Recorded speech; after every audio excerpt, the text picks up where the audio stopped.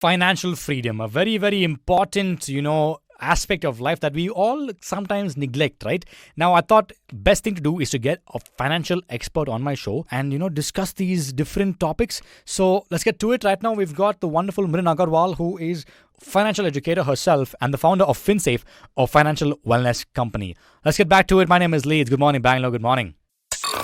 Okay, now it is Financial Freedom Week, and to discuss this more with me is, of course, Mrin Agarwal, who is a financial educator and the founder of FinSafe, a financial wellness company. Mrin, good morning. How are you doing? Good morning, Lee. I'm doing well. Happy Diwali, by the way. Like you just got over. So happy Diwali. Hope you had a nice Diwali. Absolutely. And season's greetings to you as well. Thank you so much. Okay, so this entire week we're going to be talking to Mrin about, financial freedom. So let's get the first question right off the bat, which is, what is, financial freedom, and what are some common myths about financial freedom? So in a single sentence, financial freedom is really the ability to control your time and live life on your terms. So this means that you essentially have enough money for your expenses, current and future, and to meet all of your financial goals. And what it really means is that you're living life on your terms. And, time is the biggest asset that a person can have. And you can control your time the way you want to without having to worry about financial needs. So that is what is financial freedom. Now, as far as common myths are concerned, a lot of people believe that financial freedom can only be achieved by people who are earning a lot or who are rich, or it's something that you need to start looking at when you are in your 40s maybe.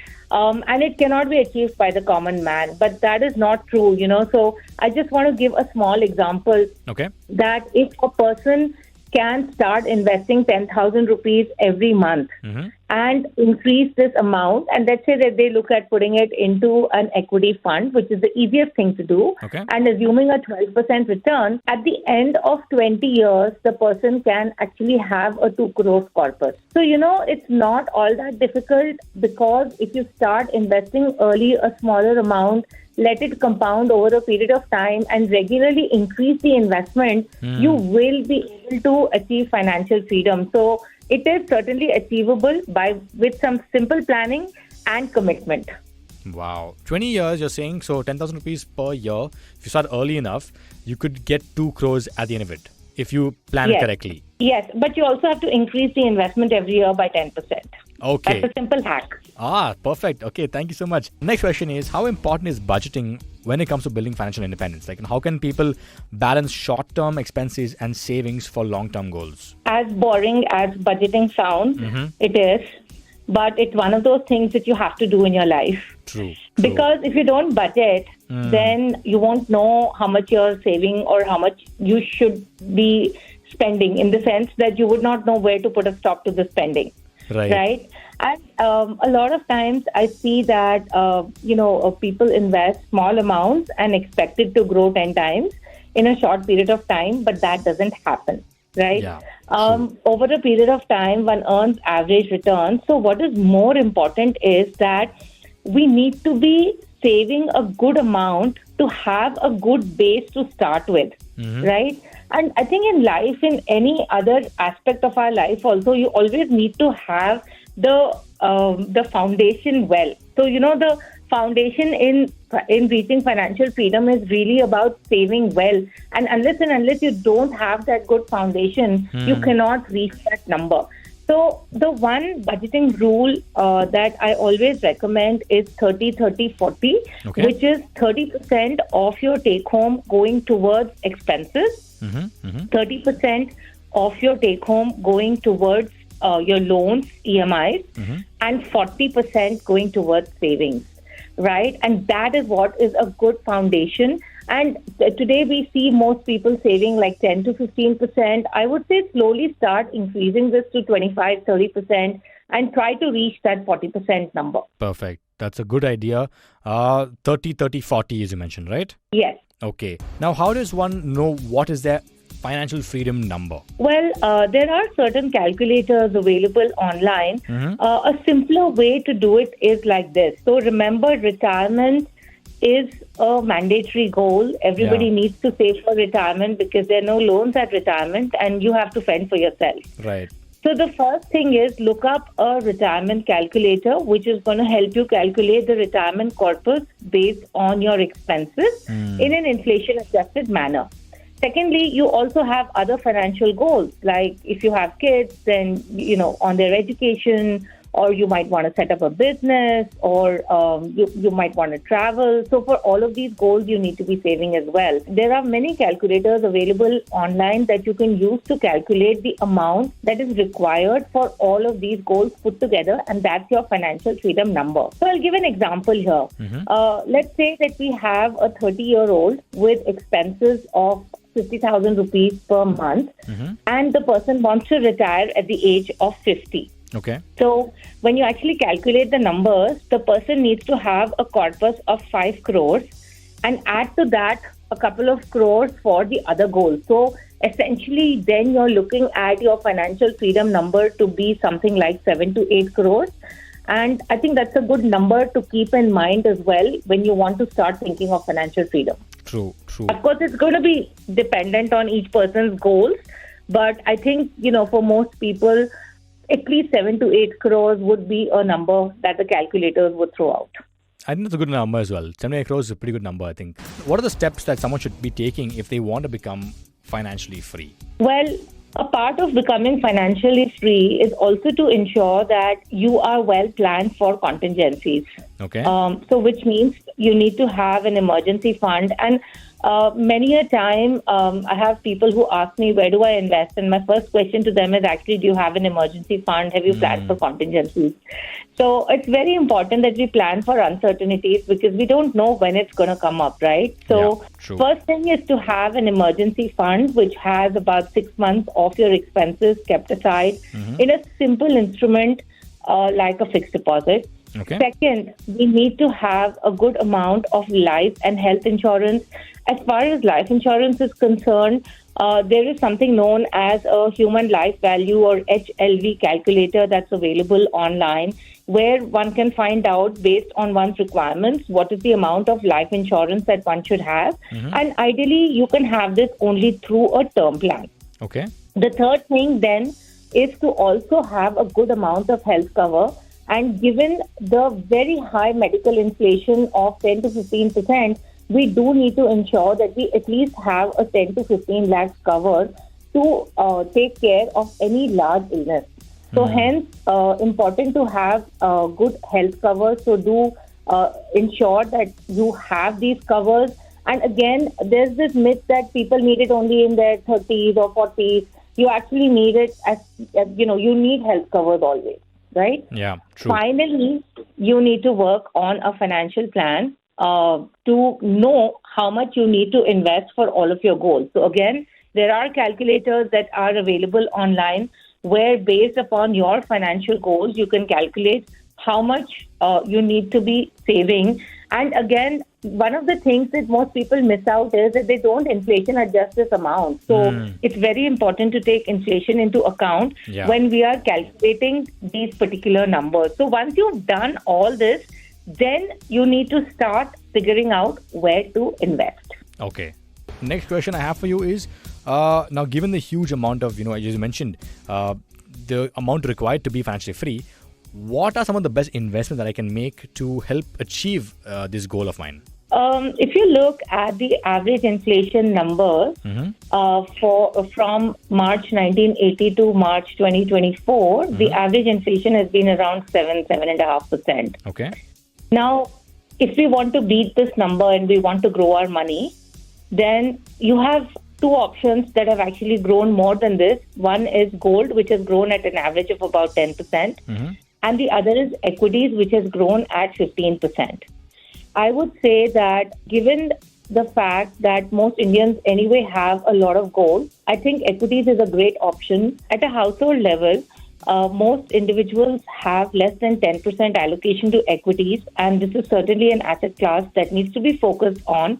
Within equities, you have stocks that you can buy directly, or you have equity mutual funds where you have a professional fund manager managing it. Yeah. Now, given the fact that we have more than 5,000 listed stocks, it's really difficult for any individual to figure out what to buy, when to buy, what do you do if the markets go up, when do I sell the stock, and all of that. And again, at the end of the day, we all have our own jobs to do. So I really feel that the equity mutual fund is the best way to go.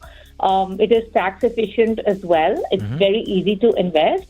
And it's professionally managed. Plus, it's one of the most regulated investments in India today.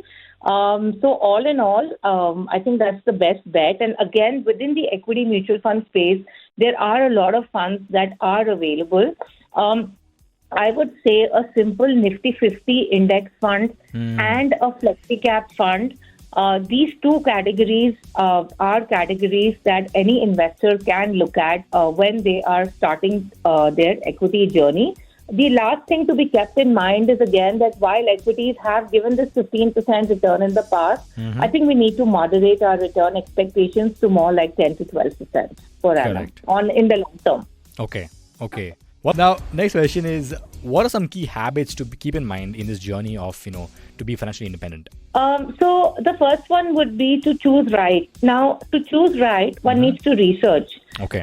Just like when you're planning a vacation, you spend a lot of time researching, right? Where to go and how to plan, what are the places you want to go and all of that. Similarly, when you are investing your money, you do need to research well. Okay. Unfortunately, I do see this tendency to rely on tips, and nowadays, of course, on financial influencers and social media videos to look at where to invest. This is absolutely the wrong thing to do. You do need to read up, you do need to research well, and then choose on that basis. The second thing to remember is that you're not invincible, right? Today, there's a lot of overconfidence because markets have done well, but you do need to remember that past successes do not always repeat.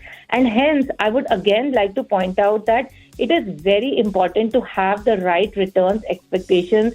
I do hear a lot of people talking about 15 to 20% return, but what I would advise is to keep a 10 to 12% return in mind and focus on what you can control. The return that you get is actually not in your control. What is in your control is how much you can invest, where, and for how long. So I think what is very important is to do that goal planning using those calculators and invest as per your goals and not based on whatever is trending at this point in time. And the final and the most important thing to get to financial independence is actually to remain invested for the long term. It's a well-known fact that people actually do not remain invested for 10 years or 20 years in any instrument, right? In equities, especially if you see the average investment is between 3 to 5 years or even lesser than that.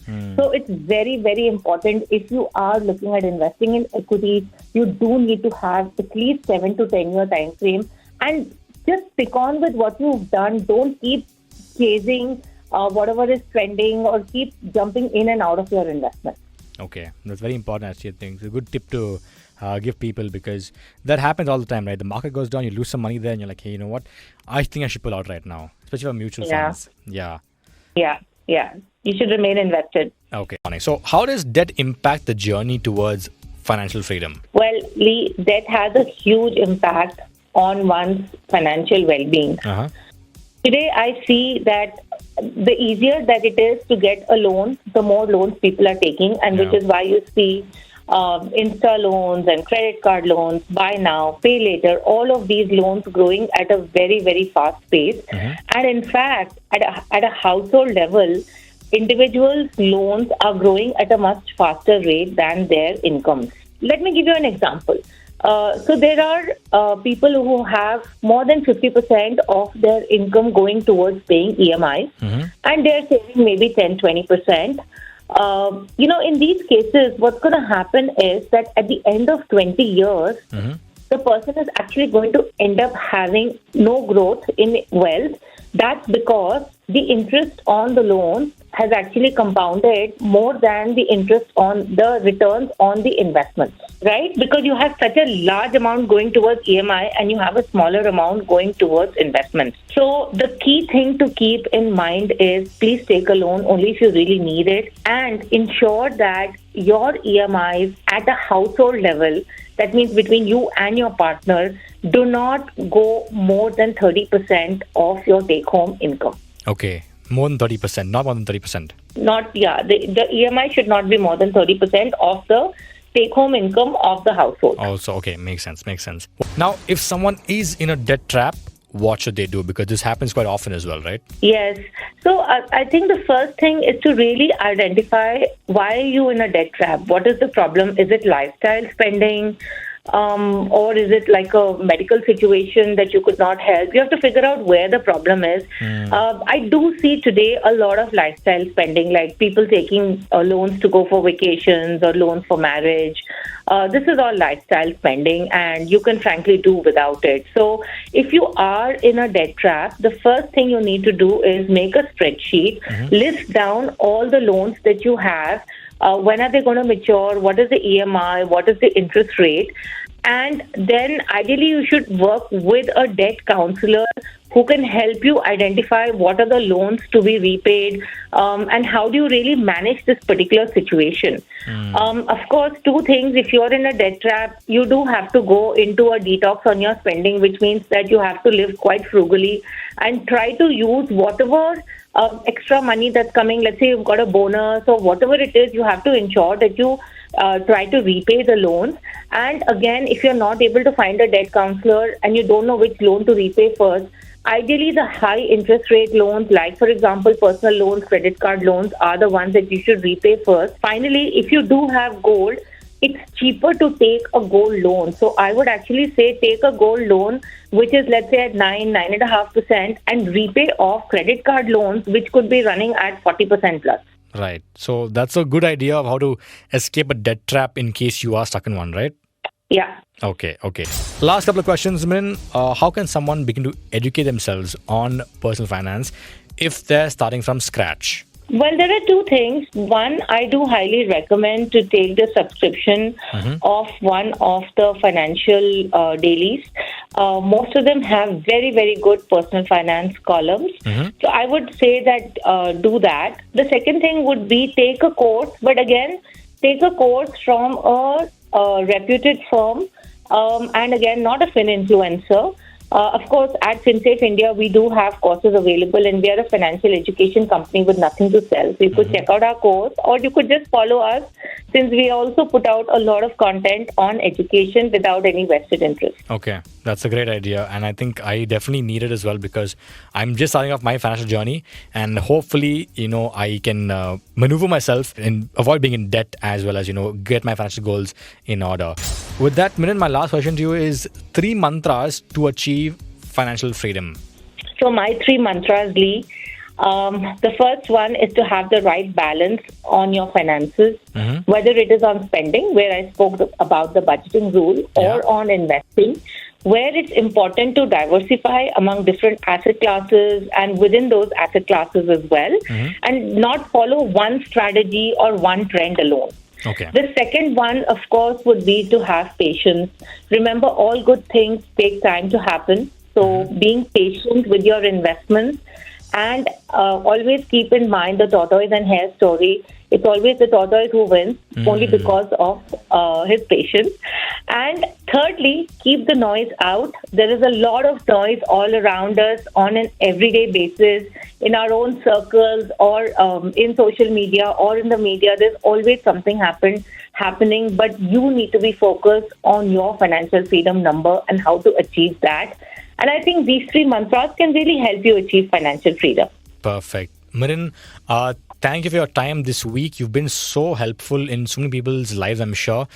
Thank you once again for your time, and have a great day, and enjoy your weekend. Thank you, Lee. And it's always a pleasure to be on your show.